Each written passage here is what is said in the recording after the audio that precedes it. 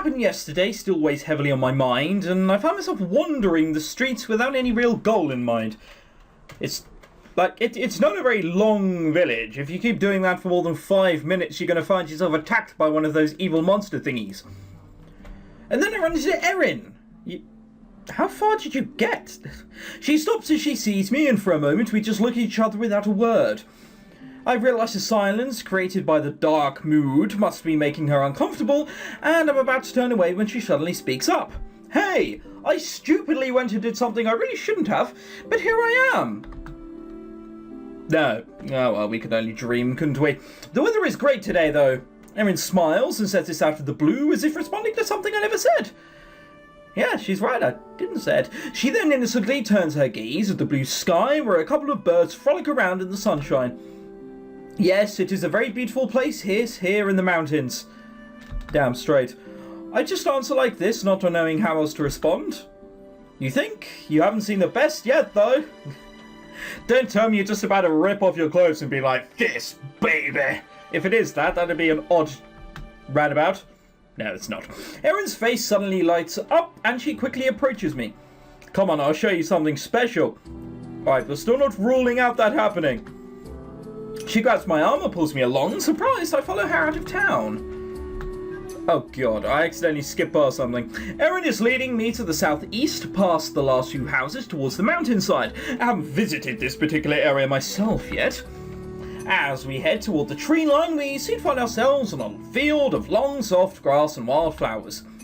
As I look around in this unfamiliar territory, she finally lets go of my hand and spins around at a single time. So, what do you think? What do I think?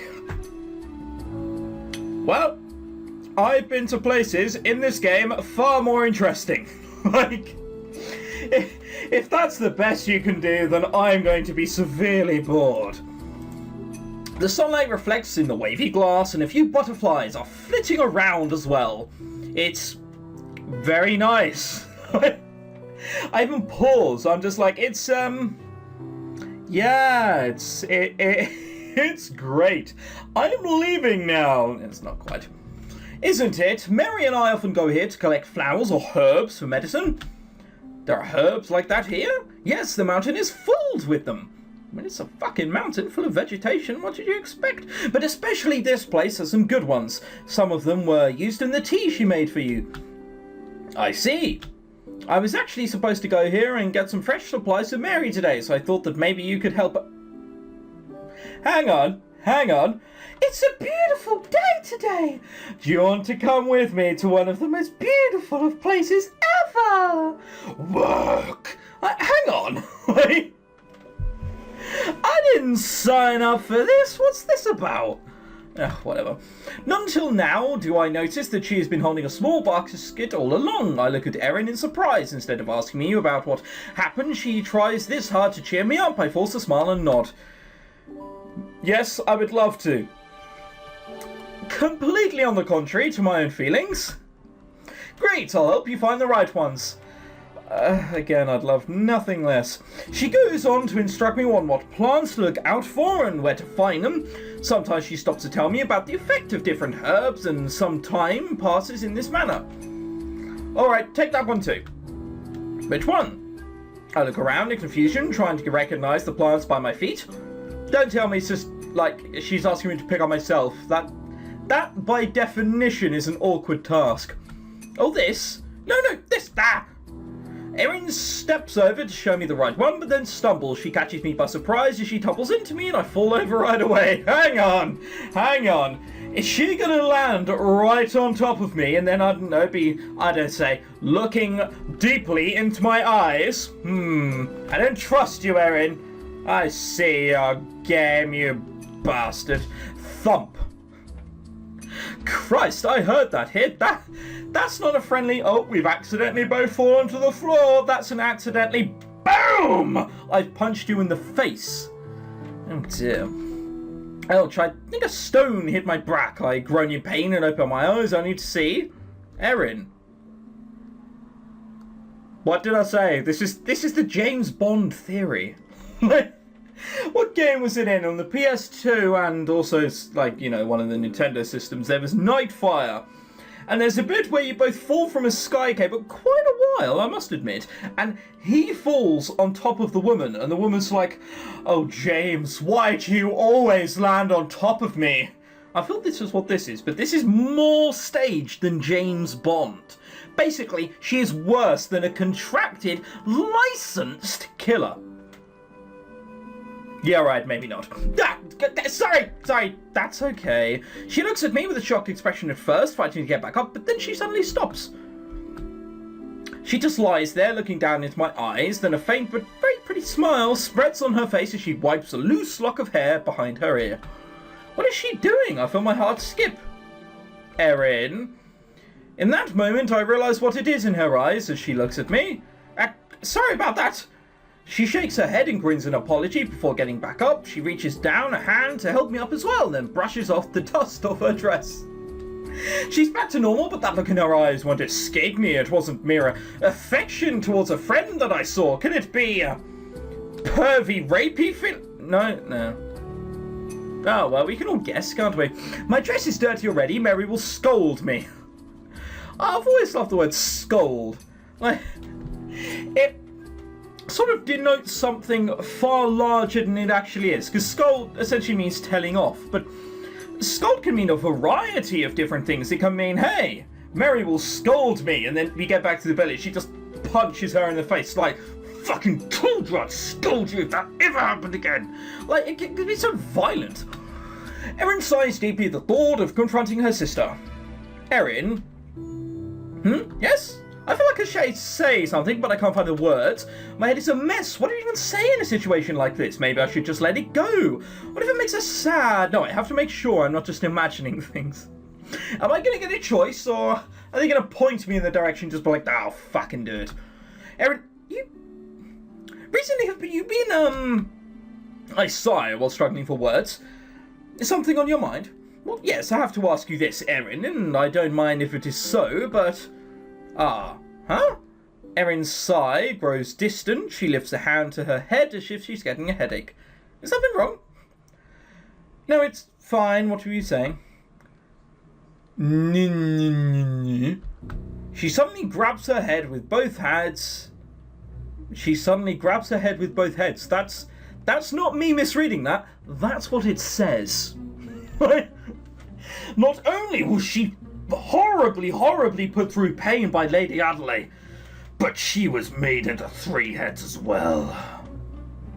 Maybe, if we can get them all to talk to each other, we can then run away, Monty Python style. We'll just call ourselves Sir Robin, it'll be fine. As if in pain. Erin? Who's, like, if you're screaming, who actually sounds like that? Surely it's more of a not a I mean, whatever. Erin screams and hunches over in pain, clutching her head with her fingers. It's got like 2 fingers each from both hands on her forehead, strongly pressing. Like, come on! I watched this in Dragon Ball Z once, it must work! Whatever. Erin, what's wrong? Erin! She looks up, her eyes widen in terror, streams of blood are flowing from the corner of her eyes like floods of tears. That looks a little more serious than a headache, I'm going to be honest. Some of it is already thwarted over her chins and on the palms of her hands. There is even blood sooming from her nose and ears right now. Soaming? I'll just go flowing or foaming? Erin! Lena, help me!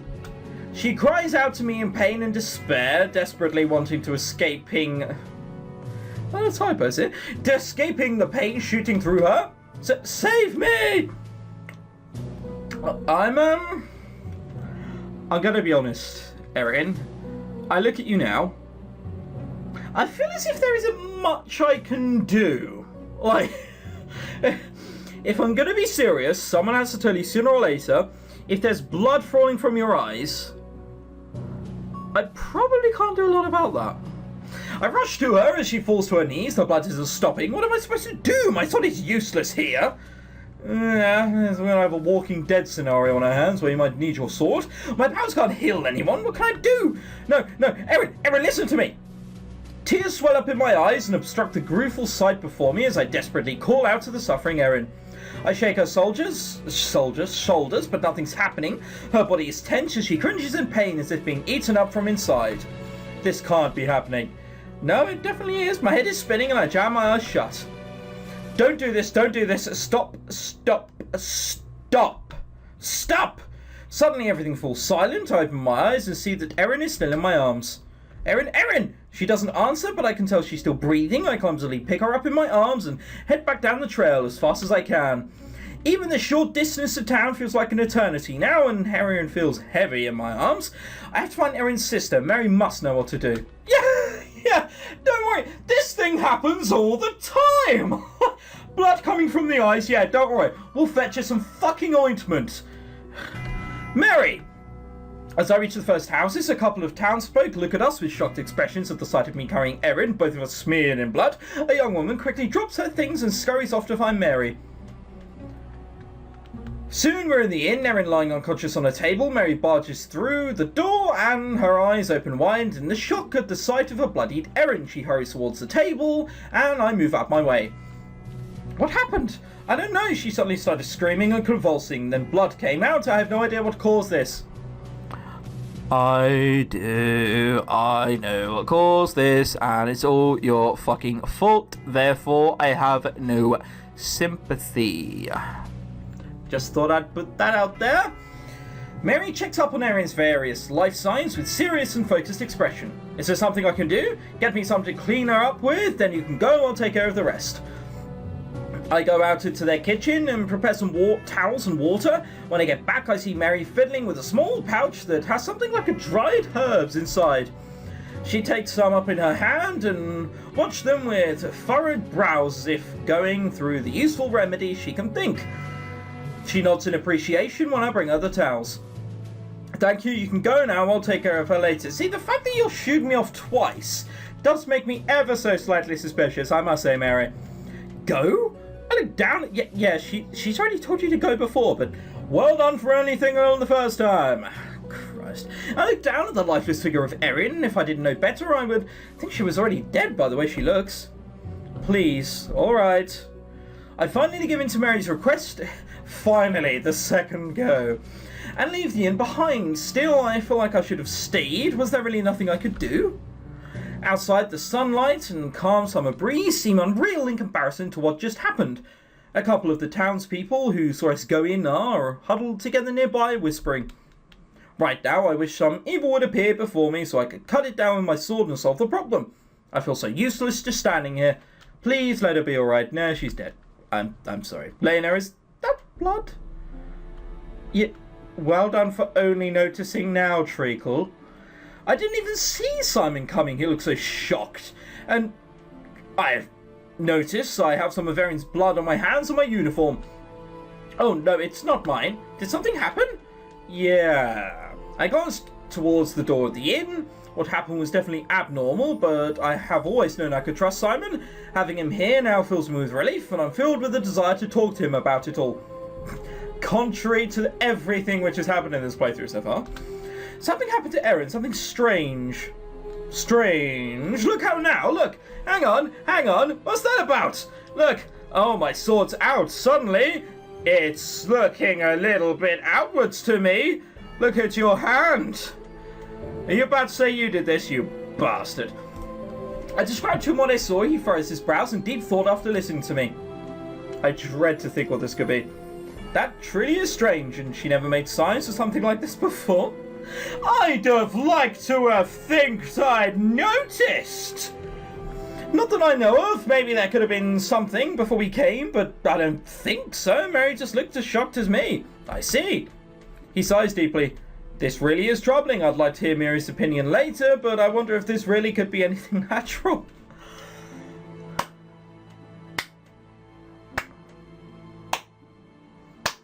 Well, I must say, Simon, if I ever need to go for anyone, for intelligence of any sort or opinions, it will never ever be you. Ever.